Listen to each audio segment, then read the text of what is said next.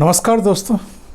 आप जानते हैं कि पूर्वी लद्दाख में चीन का जो आक्रामक रुख दिखाई दे रहा है, जगह जगह जो उसकी तरफ से घुसपैठ की जाती है, बार बार जो इंडियन फोर्सेस को वो उकसाने की हरकतें करता है, इसके पीछे आखिर उसकी मानसिकता है क्या?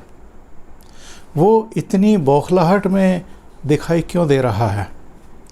इसकी वजह है 2008 और 2009 की कुछ घटनाएं। और वो घटनाएं क्या थी? 1965 के बाद दौलत बेग ओल्डी की एयर स्ट्रिप पर कभी कोई विमान नहीं उतरा था। 42 साल बाद तब के एयर मार्शल पीके बारबोरा की पहल पर एक जाबाज पायलट ने, जो बाद में एयर वाइस मार्शल के पद से रिटायर हुए, उन्होंने एक विमान दौलत बेग ओल्डी की उस एयर स्ट्रिप पर लैंड किया, AN-32 विमान।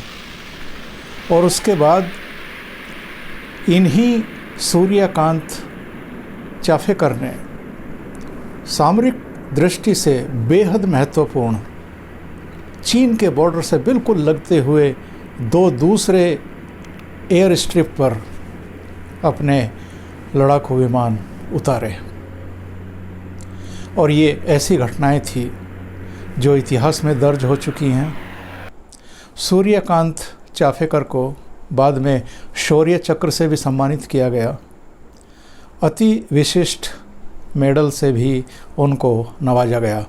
2 अलग अलग राष्ट्रपतियों ने उनको ये सम्मान प्रदान किए। ऐसे जाबाज वायुसैनिक, वायुसेना के अधिकारी सूर्यकांत चाफेकर आज मेरे साथ हैं। 2008 की उस घटना और उसके बाद के जो रक्षा सुरक्षा से जुड़े हुए तमाम सवाल हैं, चाहे पाकिस्तान के साथ हमारे रिलेशन हो, चाहे चीन के साथ हों, इन मुद्दों पर उनसे आइए बात करते हैं।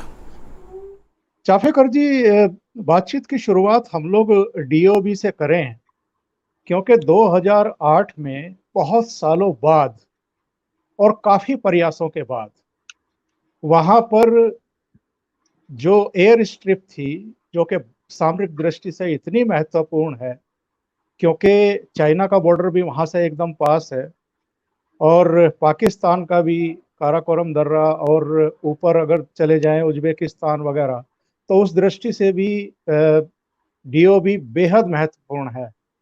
तो वो कौन सी परिस्थितियां थी, और इसका श्रेय तो आप ही को जाता है कि आपने ही लैंड किया वहां पर मालवाहक जहाज।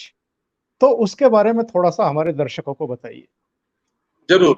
ओमकार जी, पहले आपके प्रेक्षकों को ये बताना बहुत जरूरी होगा कि जो वायुसेना स्टेशन चंडीगढ़ है जी उसका इस सारे चीजों में क्या महत्व है। आप तो वहाँ चंडीगढ़ में रह चुके हैं, मैंने सुना है, आपके विकिपीडिया पे देखा है। जी आप हाँ, मैं वहाँ रहा अमर हूँ। उजाला के संपादक थे, तो आपको जी हाँ। थोड़ा बहुत पता होगा। किंतु जी ज्यादातर हमारे प्रेक्षकों को ये पता नहीं है कि चंडीगढ़ का महत्व क्या है, और जब तक वो नहीं जानते हम आगे बढ़ना थोड़ा मुश्किल हो जाएगा।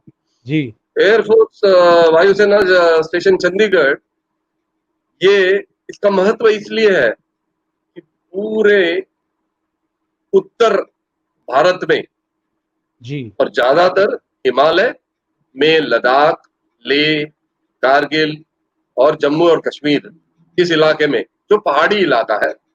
जी जम्मू और कश्मीर तो हम छोड़ देंगे क्योंकि वहां सड़कें बनी हुई है, रेलवे लाइन भी है, किंतु वो चीज बाकी इलाकों में नहीं है, लद्दाख में नहीं है।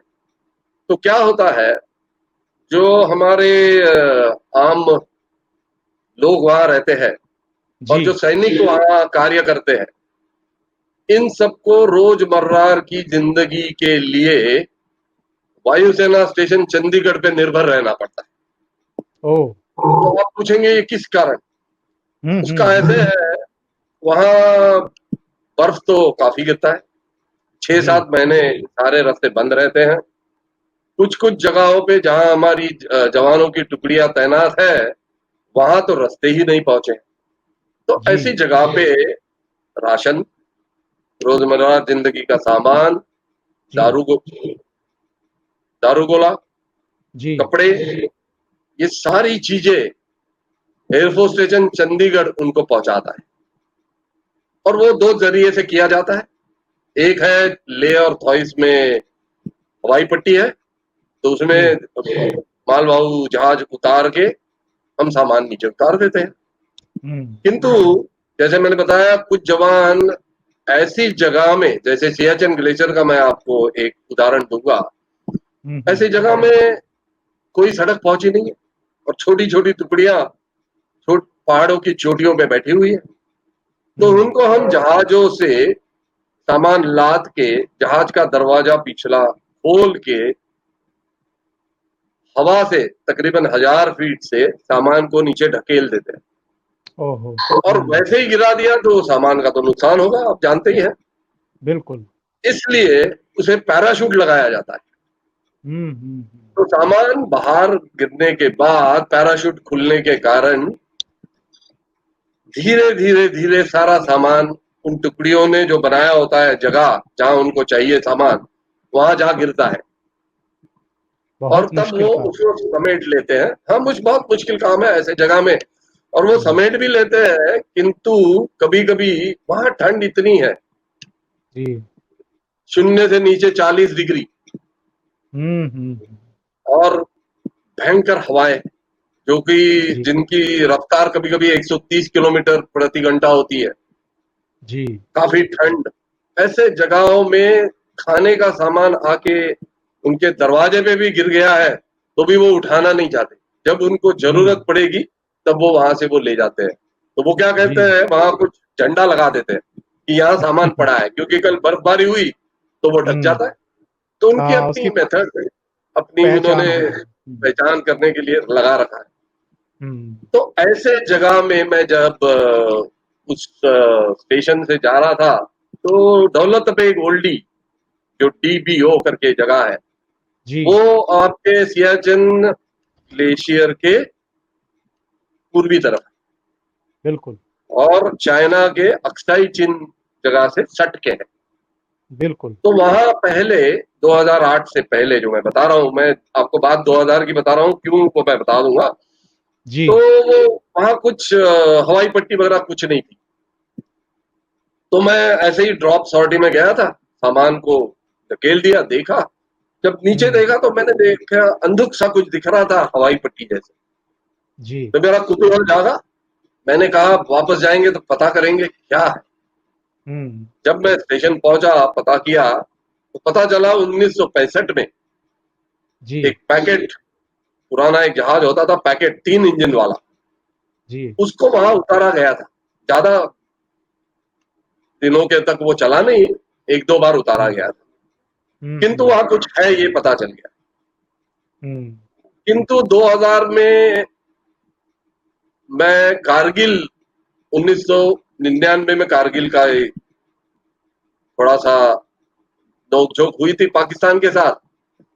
तो तब ये कारगिल में जो हवाई पट्टी थी, वो हमारे पास थी नहीं, उपलब्ध नहीं थी, क्योंकि वो खराब हो गई। ओके। तो जब ओके। मैं 2000 में वहां पहुंचा, मैं आपको एक और मजेदार बात बताता हूँ, जो फिर से पहली बार कभी हुआ है किसी वायुसेना के अधिकारी के। जी।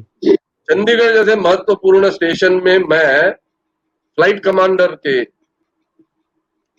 फिर कमांडिंग अफसर, और फिर बेस कमांडर करके, ऐसे 3 बहुत महत्वपूर्ण हुद्दों पे तैनात किया जी। गया था। जी। तो मैं जो जी। बात जी। कही करी आपके साथ अभी, वो मेरे पहले तैनाती की थी, जबकि मैं जी। फ्लाइट कमांडर था। तो हम्म। फ्लाइट कमांडर होते हुए तो मेरा पूरा टेन्योर कारगिल के को ठीक कराने में, उसका जी। डामरीकरण कराने में, उसको हम्म। ठीक कराने में गया, और वहां मैंने ट्रायल लैंडिंग करी। और जी। जी। जी। 2001 में कारगिल तकरीबन 10-12 सालों के बाद फिर से शुरू हुआ। और उसका भी महत्व काफी है। वो भी जी। पाकिस्तान से काफी सट के हैं। हम्म। वहां तोपों के साथ गोलाबारी कर सकते हैं वो पाकिस्तानी, किंतु आपके जहाज पर 1999। आपके जहाज पर मिसाइल से अटैक भी हुआ था शायद। हाँ, वो तो 2002 की बात है, किंतु आज हम हम्म। डीबीओ की बात करेंगे तो वो गूढ़ कथा आपको कभी और सुनाएंगे। बिल्कुल ठीक है। बिल्कुल किंतु ठीक। आप जो बता रहे हैं, उस आपातकालीन स्थिति में एक जहाज जब मेरे जहाज का एक इंजन निकामी हुआ था, किंतु ओके। मैंने एक इंजन की पे उसको ला के लेह में उतार दिया।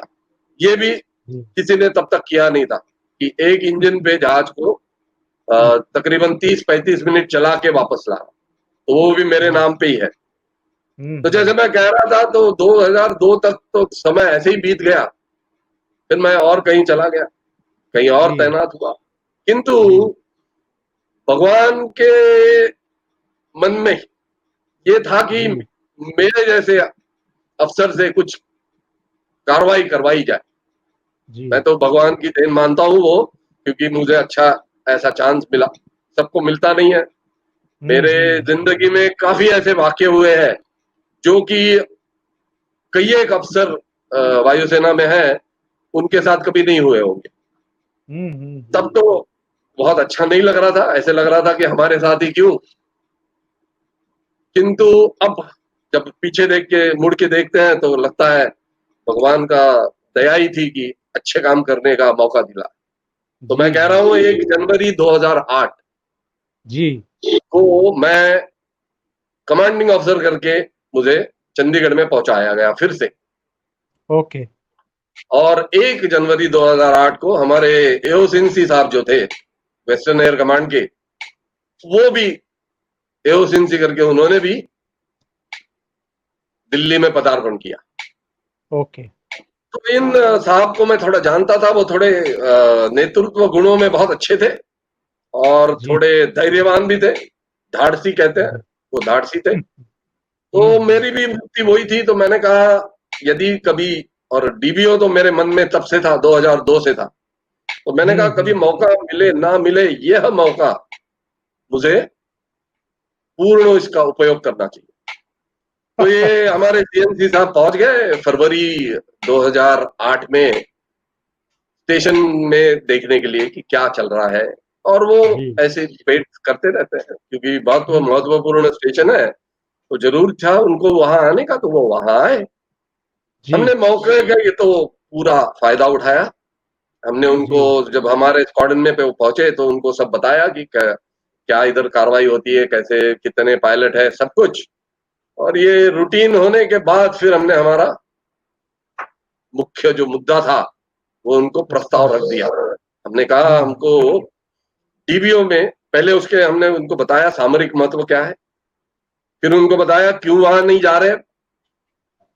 40-42 साल से कोई वहां गया नहीं था, और वो हम्म। काफी सामरिक दृष्टि काफी महत्वपूर्ण जगह थी, मगर कोई गया नहीं था। उसके कारण है, हम जैसे आगे बढ़ेंगे मैं बताता जाऊंगा। तो जी। उनको मैंने जी। वो बता दिया, और उनको फिर मैंने प्रार्थना की कि मैं वहां जाना चाहता हूं और आपके आदेश बिना ये हो नहीं पाएगा। जी। तो उनका उत्साह इतना ज्यादा था इस बात का कि एक कमांडिंग ऑफिसर मुझे ये बात कर रहा है, और मेरे कमांड में बैठे हुए लोगों ने कभी मेरे को ये बताया नहीं। तो उन्होंने तुरंत बोल दिया हाँ आप तैयारी करो, और हम्म। अप्रैल के महीने में सारी तैयारी करके आप एक प्रेजेंटेशन देने आ जाओ, क्योंकि मेरे बाकी अफसरों को आपको बताना पड़ेगा क्यों करना चाह रहे हो, क्योंकि वो तो सही कह रहे बात। हैं कि ये करना नहीं चाहिए। और फौज में भी ज्यादातर वायुसेना में मिल मिला के कोई बात का प्रस्ताव, थोड़ी उस पर बातचीत हो तो बेहतर समझा हम्म। जाता है, क्योंकि रिस्क जी। फैक्टर थोड़ा ज्यादा होता है। तो हम बिल्कुल। पहुंच गए, दिल्ली पहुंचे। जैसे दिल्ली पहुंचे, सारे अफसर, बड़े अफसर, जैसे कि तकनीकी कारोबार जो देखते हैं उनके बड़े अफसर, जी। फिर फ्लाइंग के जो बड़े अफसर होते हैं वो, और हम्म। एक सिविलियन एजेंसी के लोग भी वहां थे। ये मैं बता दूं, एक हम्म। RRMT करके एक सिविलियन एजेंसी है, पूना में स्थित है। जी। रनवे रिहेबिलिटेशन एंड मेंटेनेंस उनको बोलते हैं, टीम। वो क्या करते हैं, कहीं भी नई हवाई पट्टी बनानी है तो वो जमीन का परीक्षण करते हैं। वो जमीनी जी। तज्ञ होते हैं। वो हम्म। दबाव कितना है, वो जहाज का भार सहन करेगा कि नहीं, ऐसी चीजें वो देखते रहते हैं। जी। तो उनके भी अधिकारी को बुलाया गया था कि भाई क्योंकि डीपीओ हमारे नागपुर या आपके दिल्ली जैसे रनवे नहीं है वहां, विटामिन सही का बात। डामर का कुछ नहीं है, वो मिट्टी का हम्म। एक बस जगह है जिसपे जहाज हम्म। उतारा था। हमने भी वही करना था। जी। तो ये भूमि तज्ञ की बहुत आवश्यकता थी, उनके विचारों के हम्म। बिना ये नहीं हो पा रहा। और मैं आपको बता दूं एक मजेदार चीज, मैं सबसे कनिष्ठ अधिकारी था तब। मैं एक ग्रुप कैप्टन ओहो। हुद्दे पे था, मेरा ओहदा हम्म। था ग्रुप कैप्टन। और वहां सब एयर वाइस मार्शल और उसके ऊपर लोग बैठे हुए थे। हम्म। किंतु मेरे पास मेरा आत्मविश्वास इतना ज्यादा था क्योंकि मैंने इस चीज पे काफी पढ़ाई करी थी, जी। जी। सारा समझ लिया था। तो मुझे उसकी कुछ लगा नहीं। तो पहले भूमि तज्ञ आया, उसने कहा भाई लोगों, उधर का जमीन बिल्कुल नरम सा है, और कितना हम्म। आप रोड रोलर से दबा लोगे वो कुछ ठीक नहीं हो पाएगा, तो जी। आप जाने का सोचो नहीं। हम्म। ठीक है भाई, वो बैठ गए। फिर तकनीकी अधिकारी आए, उन्होंने कहा पूरे दुनिया में ऐसा जहाज ही नहीं बना है जो हम्म। 16,700 फीट की ऊंचाई पे उतारा जाए और उतारने के हम्म। बाद उसके इंजन बंद कर सकते हो। क्यों नहीं? हम्म। क्योंकि इंजन बंद करने के बाद वो इंजन शुरू नहीं होंगे। हाँ, आखिरकार क्योंकि कोल्ड इतना है वहां पे। कोल्ड नहीं, आखिरकार क्या होता है, इंजन में आपको तेल की आवश्यकता होती है और जी। ऑक्सीजन प्राणवायु की आवश्यकता होती है। ओके। अब वहां प्राणवायु, ओमकार जी, 40% कम है। माइनस। मीन्स हम्म। आप दिल्ली में बैठ के जो प्राणवायु का आनंद ले रहे हो वो 100% है समझो, तो वहां बिल्कुल। 40% कम है। इस स्थिति में ऑक्सीजन कम होने के कारण जहाज शुरू नहीं होगा। ओके। तो उन्होंने कहा जब जहाज शुरू नहीं होगा, कुछ खराबी हुई और आप उतरे हुए हो और खराबी हुई तो क्या करोगे? तो आप हम्म। ये मत करिएगा, ये ठीक नहीं है। और उन्होंने कहा कि जिन्होंने जहाज बनाया है रशियंस ने, तो हम्म। उनसे हमारी बातचीत हुई है और वो कह रहे हैं कि ऐसे इतनी ऊंचाई पे उतारना ठीक नहीं।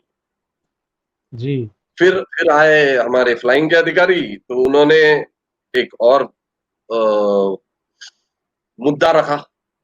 वो जी। कहने लगे कि वेस्टर्न एयर कमांड में, पश्चिमी कमान में, अब तक इस हम्म। विषय पे काफी सालों से चर्चा हो रही है। तकरीबन उन्होंने कहा 10-12 सालों से इस पे चर्चा हुई है।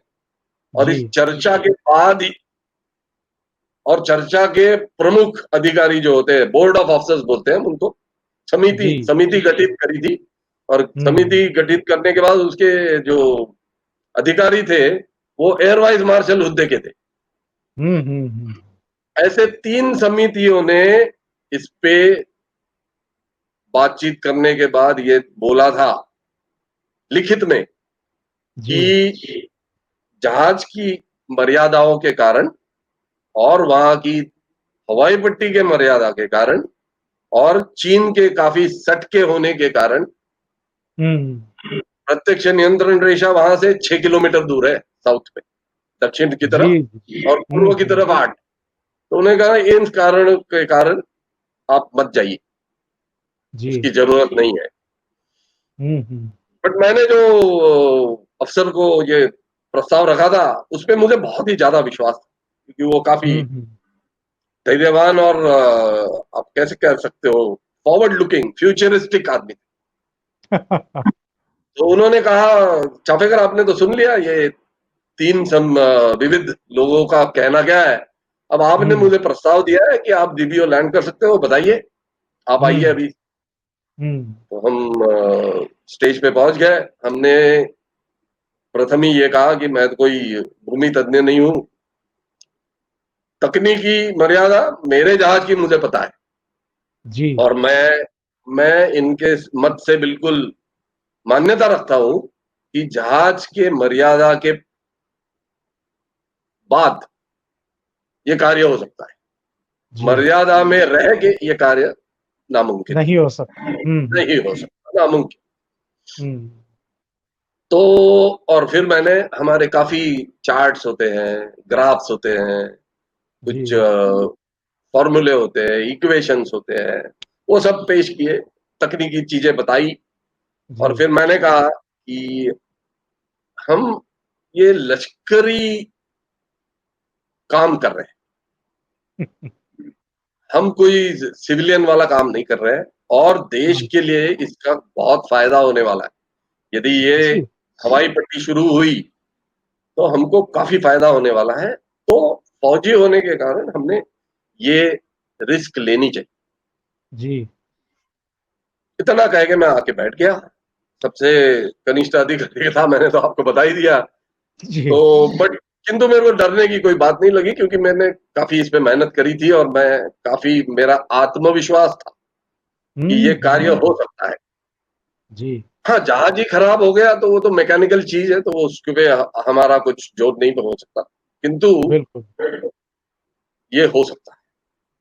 तो इन्होंने आके बोला बैठ जाओ। हम बैठ गए। बरबरा साहब ने बाकी बड़े अधिकारियों के से गुफ्तगू की इसी के बारे में जी। कि कैसे किया जी। जाए, क्या करा जाए। उनके आपस में बात चल रही थी। मैं अपना बैठा था। थोड़ी देर बाद 10-15 मिनट के बाद बात होने के बाद बरबरा साहब खड़े हो गए। ना, ना, बरबरा साहब बैठे थे, मुझे बोले कि चाफेकर ज़रा खड़े हो जाइए, क्योंकि मैं एकदम आखिरी में बैठा था, वो लाइन के सबसे कनिष्ठ अधिकारी था। हाँ, तो हाँ। हम खड़े हो गए सुनने के लिए कि क्या अब आ रहा है। आत्मविश्वास तो जी। काफ़ी था कि ये हाँ करेंगे। इन इन हाँ। ये इन्होंने नहीं किया तो ये कभी नहीं होगा। हुँ, हुँ। तो बरबरा साहब ने पूछा, हाँ चाफेकर हो जाएगा? हुँ। आप बिल्कुल पक्का कह सकते हो? हमने कहा हाँ सर हो जाएगा, इसीलिए मैंने आपको सब बताया है। किंतु एक ही चीज़ जो इसमें गड़बड़ी वाली है, वो ये है कि जहाज खराब हो गया, हुँ। वहाँ उतरने के बाद तो जी। मुश्किल है। हमको फिर हुँ, हुँ। हेलीकॉप्टर से वापस आना पड़ेगा क्योंकि जी। वो तो हमारे हाथ में है नहीं। तो हुँ। उन्होंने कहा ठीक है। फिर 5 मिनट फिर से कुछ बातचीत हुई, फिर वो एकदम खड़े हो गए और उन्होंने कहा, "हम डीबीओ लैंडिंग करेंगे।" अरे वाह! हाँ, थल सेना उसकी पुनर्निर्माण करेगी। उस जी। पुनर्निर्माण के लिए क्या-क्या चाहिए था, काफ़ी कुछ चाहिए था। वो काफ़ी हुँ। सब सब कठिनाइयाँ थी, नहीं थी ऐसे जी। नहीं, बट थल सेना ने भी उसमें काफ़ी अपना काम किया और अपना वादा निभाया कि हम करेंगे। हुँ, हुँ। तो वो बस खड़े होके बोले, "हम जाएँगे" और वहाँ से निकल गए। उसके बाद उन्होंने मुझे कहा कि इसके बाद क्या करना है, कैसे करना है, ये आप तय करोगे हुँ, और हुँ। इसकी बातचीत इसके बारे में सिर्फ़ मुझसे करोगे। ओके। क्योंकि क्या था, सारे बाकी अधिकारी हो ना हो, उन मान नहीं रहे थे कि ये चीज़ करनी चाहिए। उनको उसमें काफ़ी रिस्क लग रही थी। हुँ, हुँ। किंतु उनमें और मैंने बताया था उनको मुझ पे विश्वास आया तो उन्होंने कहा हम करेंगे। तो जी। हम वापस गए थल सेना से बात हुई। लेफ्टिनेंट जनरल भारद्वाज उन दिनों वहाँ मुख्य होते थे। उन्होंने काफ़ी ओके। हुँ। उनको भी विश्वास था कि ये हो सकता है। अब हुँ, क्या हुआ हुँ। था 1996 में मेरे ख्याल से और 66 में भी 65-66 में भी हुँ। वहाँ भूकंप आया था। वो ओके। भूकंप आने के कारण डीबीओ की बात हो। हुँ। भूकंप आने के कारण वहाँ काफ़ी दरारें बन गई और ओके। दरारें कुछ-कुछ इतनी बड़ी थी और बिल्कुल हवाई पट्टी के बीचों-बीच तकरीबन 35 फुट 30-40 फुट उसकी गहराई थी। लंबाई हुँ। में भी वो तकरीबन 50-60 थी। हुँ, तो हुँ। थल सेना के जवानों ने वहाँ बाकी कोई नहीं पहुँच सकता कंस्ट्रक्शन के लिए, ये आप जान हुँ। लीजिए। हुँ, हुँ। सेना के जवानों ने मेहनत करके वहाँ रोड रोलर हेलीकॉप्टर से छोड़े गए, वो सारी दरारें भर दी गई मिट्टी और पत्थरों से हुँ, और हुँ। उसको सतह कर दिया और रोड रोलर चला के उसको कॉम्पैक्ट भी किया, मजबूत कर अरे! दिया कि जहाज का वज़न ले ले। हुँ, हुँ, हुँ। मैं बताता हूँ आपके भारतीय सैनिकों को इन चीजों के लिए ऐसे जगह 16,700 फीट पे ओमकार जी आप और मैं यदि चले छह हम्म। सात कदम तेज तो हम मूर्छित हो जी, जाएंगे। सही और बात मैंने है। ये देखा हुआ है होते हुए मैंने ये चीज देखी है। हम्म। ऐसे जगह पे इन जवानों ने तकरीबन 1.5 महीने में वो हवाई पट्टी ठीक कर कमाल कर दी। दिया। इधर मैं स्क्वाड्रन के लोगों के साथ फ्लाइंग के बारे में सोचता रहा क्योंकि वहां 16,700 फीट पे काफी अलग अलग चीजें हैं। वो कोई नागपुर या दिल्ली जैसे हवाई पट्टी नहीं है कि जाओ और बैठ जाओ। काफी आपको तैयारी करनी हम्म। पड़ती है, जानना पड़ता है, आपातकालीन स्थिति में क्या करोगे वो सोचना पड़ता है। तो बिल्कुल मेरा सही। स्क्वाड्रन में मेरे जो जवान, मेरे नीचे जो वैमानिक थे काफी उत्साह में थे। सबको अच्छा लगता हम्म। है ऐसी कुछ चीज को नहीं करना चाहोगे आप, और उनको वो चैलेंज लगता है तो वो और काफी। जो इतिहास में दर्ज होने वाली हो। अब वो तो तब हमको पता नहीं था। अब दर्ज हो गया है तो हम कह सकते हैं कि जो इतिहास में दर्ज होने वाला था, किंतु हमें पता नहीं था कि हम्म। ये इतिहास में दर्ज होने वाला है। वो तो कहानी आपको मैं बताऊंगा कैसे नहीं पता था। हम्म। हम्म। तो जहाज को उतारने का सब तैयारी कर दी और हमने तय कर लिया, एक जहाज चुना जो थोड़ा ठीक ठाक था। जहाजों में जी। अलग अलग होता है ना, आप 10 साइकिल लाए तो कुछ की चेन गिरती है, कुछ में हवा चली जाती है, तो वैसे ही जहाजों का होता है, मैकेनिकल चीज है। तो सबसे अच्छा बिल्कुल। जहाज पसंद किया गया और निकल पड़े। 31 मई 2008 ये तारीख ओके। तय हुई थी। और बारबोरा साहब दिल्ली में थोड़ी बैठने वाले थे, ऐसे काम में वो पहुंच गए। उन्होंने मुझे कहा, मैंने उनको कहा पहले ही मुझ पे काफी दबाव है, कुछ नई हम्म। चीज करने जा रहा हूँ जी। और वहां कठिनाइयां बहुत है। ये जहाज की हम्म। कैपेबिलिटीज मर्यादा के बाहर मैं सब करने वाला हूँ।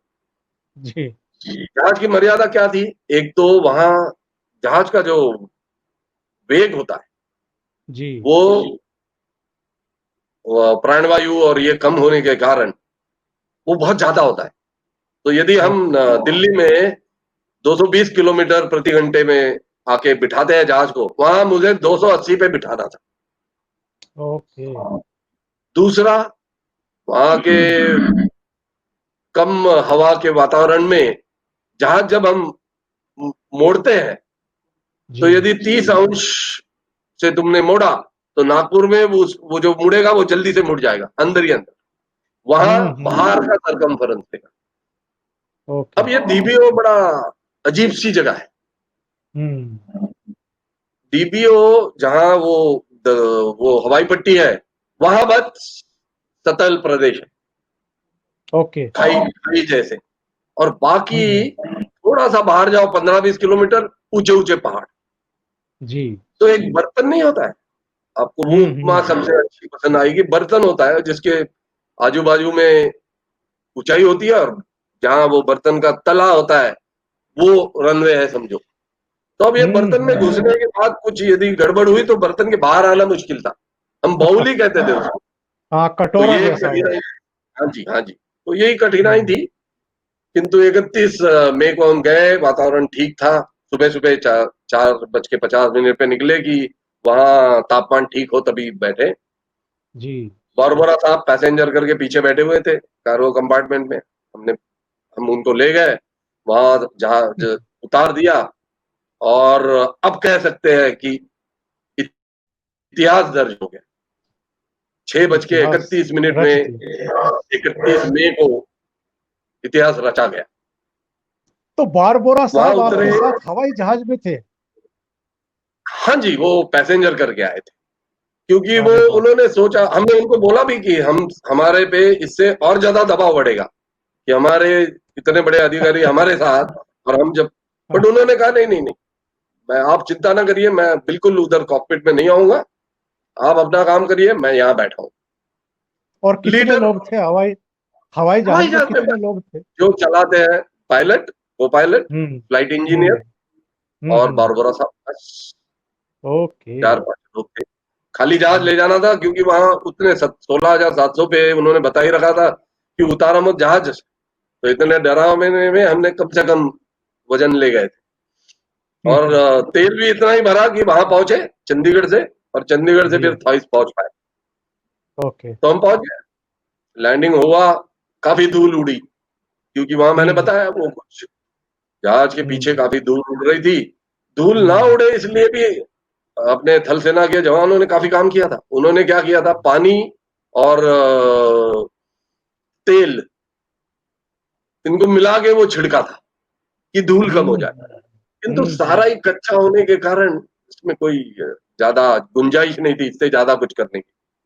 हम्म तो उतार दिया जहाज, और जहाज हम्म, बंद तो कर नहीं सकते थे इंजन, तो जहाज के इंजन चलते रहे। जी मैं, बारबोरा साहब नीचे उतरे, वहां लेफ्टिनेंट जनरल जी। भारद्वाज हेलीकॉप्टर से आए थे, क्योंकि उनको तो जहाज में अच्छा हम ले नहीं जा पा रहे थे, वो हेलीकॉप्टर से पहुंचे थे, क्योंकि उनका अच्छा। भी काफी काफी इसमें सहयोग था, थल सेना का हम्म बहुत ज्यादा सहयोग था। हम्म।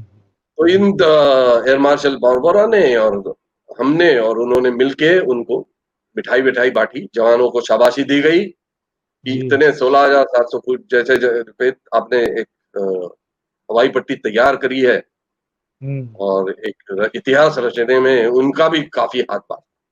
जी जी जी 15 मिनट के बाद हम निकल पड़े, फॉइस में पहुंच गए। जी फॉइस के बाद ईंधन वगैरह लेके चंडीगढ़ पहुंचे। जी। अब बॉरबोरा साहब की नेतृत्व गुण की मैं प्रशंसा क्यों करता हूं ये बताऊंगा आपको। हम जी। वहां पहुंचे, हमने किसी को दुनिया मीन्स भारत में किसी को पता नहीं था। हम्म थल सेना को थोड़े कुछ अधिकारियों को, मुझे, बॉरबोरा साहब को, मेरे स्क्वाड्रन के वैमानिक को, कि हम ऐसा कुछ कर रहे हैं। और मैंने ये भी क्योंकि पढ़ा है कि उस समय के डिफेंस मिनिस्टर तक को नहीं बताया गया था कि ऐसा कुछ देखिए, होने जा रहा है। अभी आपने ये पूछा है तो मैं यही आपको बता दूं, ये जी। ना, ये कोई सामरिक कार्रवाई नहीं थी, आप समझते हैं ना। हम्म ये हम्म थी रणनीति सिद्ध कार्रवाई। मीन्स हम्म आप कह सकते हो कि टैक्टिकल टैक्टिकल हम्म एक्शन थी। तो हम्म टैक्टिकल एक्शन के लिए सरकार के पास जाने की कोई जरूरत नहीं। हम्म, दूसरी बात, ओ, हम कुछ सरकार से पैसे नहीं मांग रहे थे। जी। थल सेना ने अपने बजट से पैसे खर्च करके वो पुनर्निर्माण किया था, उनके जवानों ने जी। काम मेहनत मेहनत करी थी। बॉरबोरा जी। साहब ने अभी इकोनॉमिक टाइम्स या कभी बोला था कि हमने परमिशन नहीं ली थी, बट आप मुझे हम्म यदि मेरी राह पूछोगे तो मैं तो यही कहूंगा कि जरूरत भी नहीं थी, और अच्छा किया जी। उन्होंने नहीं बताया। हम्म। क्योंकि हर चीज टैक्टिकल एक्शन आप सरकार से ये नहीं लेते, परमिशन ये भी लेने की कहा जरूरत जा नहीं ये भी कहा जाता है चाफेकर साहब होती। हाँ, कि चूंकि चाइना को ये लोग नाराज नहीं करना चाहते थे, इसलिए कई फाइलें दबा करके बैठ गए थे, चार पांच ना ना, फाइलें दबी अब हुई थी। आपको मैं बताऊंगा, हमने हम्म ना सरकार को ऐसे कभी फाइलों में पूछा ही नहीं था। हम्म। जबकि मैंने आपको बताया कि हमारे फ्लाइंग वाले लोग ही तैयार नहीं थे, 3 समितियों ने कह चुका था कि मत करना। तो आप सोचिए, आप हम्म कोई संस्था में हो जहां आपके हम्म संस्था के अधिकारी कह रहे हैं कि ये कार्रवाई मत करो, आप सरकार के पास जाओगे? तो हम्म। सरकार के पास हम गए नहीं थे, और इसके लिए जाने की जरूरत भी नहीं थी। और ये अच्छा ही हुआ कि ऐसे ही ये तय हुआ, नहीं तो जी। जाते तो पता नहीं क्या होता। आपको पता ही है इतने सालों से क्या हो रहा है। तो हो सकता है ना, नकार हो जाए, मना हो जाए। सही सही तो हम बात तो है। यही कहेंगे कि अच्छी बात हुई कि हम गए नहीं, वैसे जाने की जरूरत हम्म नहीं थी। जैसे मैंने आपको समझाया, ना पैसा मांग रहे थे, हम्म ना उनको वो कोई सामरिक महत्व की बात थी, कुछ नहीं था। चलो हम्म। खैर, हम उतर गए, चंडीगढ़ आए। तो तब तक किसी को बताया नहीं था, या हमने हमको बताया। तो अभी बॉरबोरा साहब ने, हम जब थॉइस से चल पड़े, तब हमने हमारे यातायात केंद्र को बताया कि भाई हमने सब काम ठीक कर दिया है, अभी प्रेस वालों को बुलाओ। मीन्स आपके जी सारे मित्रों को बुलाया गया। जी और वहां हम जब प्रेस कॉन्फ्रेंस में पहुंचे, तब सबके सामने बॉरबोरा साहब ने हमसे कहा कि आप मुख्य वैमानिक थे, आपने हम्म। प्रस्ताव रखा, आपने जी। योजना की, आपने हम्म। कार्यवाही की, तो जी। सारी पत्र परिषद में आप बताओगे कि क्या किया। अरे वाह। बहुत बड़ा इसको कहते हैं सम्मान। नेतृत्व, इसको कहते हैं बड़ा नेतृत्व सम्मान। को, बड़ा बड़ा सम्मान। सम्मान। और बिल्कुल उनकी बिल्कुल। सोच देखो आप, कितनी ठीक थी। तो हम्म। हमने सब कुछ बताया। मेरे जो यंग ऑफिसर्स थे ना, पायलट, मैंने बताया जी। काफी उत्साह में थे, तो उन्होंने इस हम्म। चीज का चित्रीकरण कर रखा था कि अगले लोगों को उधर जाना पड़ा तो कैसे कैसे करते हैं। हम्म। तो ये 2 घंटे जो हमको मिले उसमें उन्होंने चित्रीकरण को रिकॉर्ड कर लिया और हमने प्रेस को पूरा दिखाया कैसे हम लैंड किए, वाह। कैसे धूल उड़ी, कैसे क्या हुआ, ये सब हमने हम्म। उनको दिखाया। हम्म। और बारबरा साहब ने प्रश्नोत्तर संभाले जी। और वो इतिहास भरा दिन खत्म हुआ। किंतु 2 दिन बाद बारबरा साहब ने मुझे फिर फोन किया, कहने जी। लगे चापेकर हमने ये तो कर दिया, बट उधर हम्म। के जवानों को 14 दिन चलना पड़ता है लेथ हॉइस आने हम्म। के लिए, डीबीओ से पैदल, और वो भी हम्म। 16,000 17,000 ऐसे ऊंचाई पे चढ़ चढ़ के वो बेचारे आते हैं। तो क्यों ना हम हम्म। अभी रेगुलर वहां से एयर मेंटेनेंस शुरू कर दें। जी। और उन्होंने कहा मैं कुछ नहीं बोलूंगा कि इतना ही वजन ले जाओ, मैं कोई आपको प्रेशराइज नहीं करूंगा, आप तय करिए, क्योंकि अंदर तो पूरा जहाज में जितना वजन जा सकता है वो जा सकता है, किंतु बाहर निकल बिल्कुल। के देने के लिए थोड़ा हम्म। रिस्ट्रिक्शन, क्योंकि 16,700 फीट। जी। किंतु मुझे भी लगा कि ये अब जब ये हमने प्रूव कर दिया है कि वहां जा सकते हैं तो चलिए चलते हैं। जी। तो तकरीबन ओमकार साहब हमने 45 से 50 बार वहां चक्कर लगाए, और हर अरे बार वाह, सामान ले जाते थे उनका राशन और कुछ लोग ले आते थे। क्या बात है। तो ये होने के बाद स्क्वाड्रन में वैमानिकों का उत्साह तो बिल्कुल ऊपर था। तो हम्म। हमने शुरू कर दिया कि एक हो गया, वो कहते हैं ना हिंदी में कोई पिक्चर में है मेरे ख्याल से, ये दिल मांगे मोर। हमारे बच्चों ने कहा सर ये दिल मांगे मोर, कुछ और करा जाए, ये तो आपने ठीक दो हो गया। दो और सामरिक ठिकानों पर विमान उतारे। हाँ जी, हाँ जी, हम्म। वही मैं बताना चाहता हूँ। जब ये इन्होंने कहा दिल मांगे मोर, तो हमने हम्म। शुरू किया देखना कि ऐसी हम्म। कोई और हवाई पट्टियां हैं क्या जो हम्म।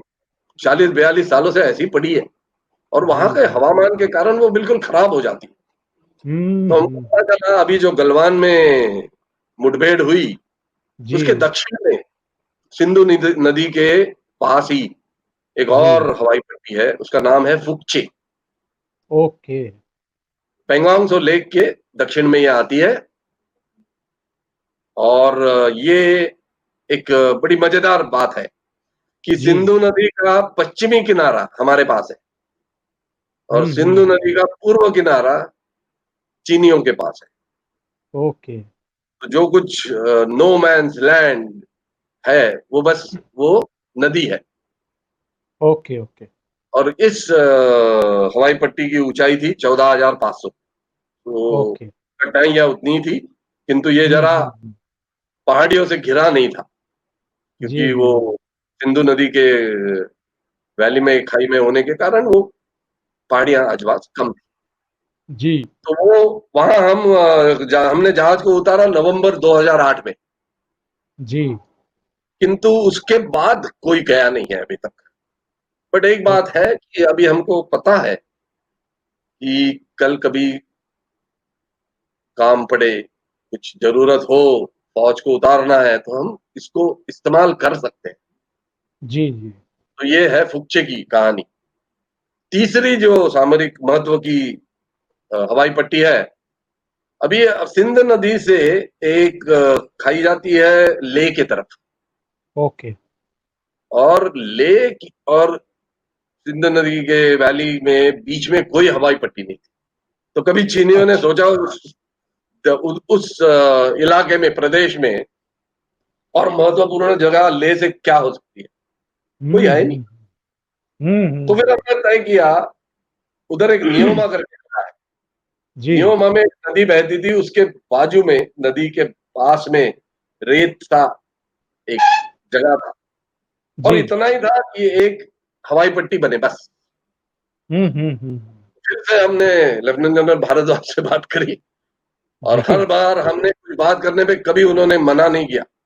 बहुत ही हम्म। बढ़िया अफसर, जैसे हमारे बारबरा आते वैसे वो लेफ्टिनेंट जनरल भारद्वाज थे।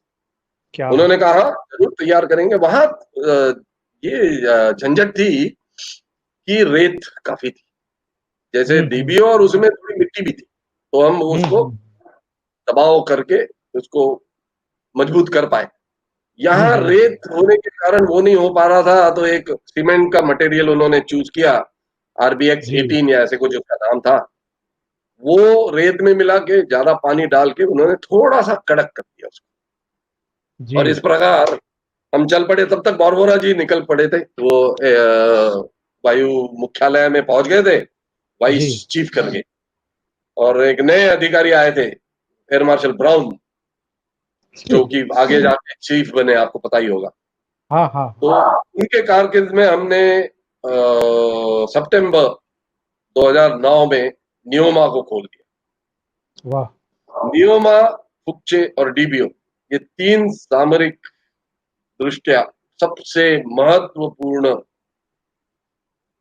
हवाई पट्टियां, 17 महीने में 3 हवाई पट्टियां 42-43 साल के बाद मैं और मेरे यंग इंथुजियास्टिक स्क्वाड्रन के बच्चों ने तैयार कर दी, और ये बता दिया जी कि यहाँ अब इससे क्या होता है, जवान जो वहां तैनात है उनका मनोबल बहुत बढ़ जाता है अपने बिल्कुल ये सही कहा। सोचना, क्योंकि उनको ये पता है कल कुछ हुआ, गड़बड़ हुआ, हमको किसी सामान की जरूरत पड़ी, ज्यादा जवानों की लानों की जरूरत पड़ी, तो ये हवाई पट्टी काम आ सकती है। और इस बिल्कुल सही मनोबल से जब वो कोई काम करता है तो उसका उत्साह बढ़ता है। हम्म। ये बात थी इन तीनों हवाई पट्टियों। ऐसे दुर्गम इलाकों में आपने वो काम किया जो पिछले 40 45 50 सालों से नहीं हो रहा था। हाँ जी, तो आप वाकई देश के सच्चे सपूत हैं। हम ये बातचीत जारी रखेंगे।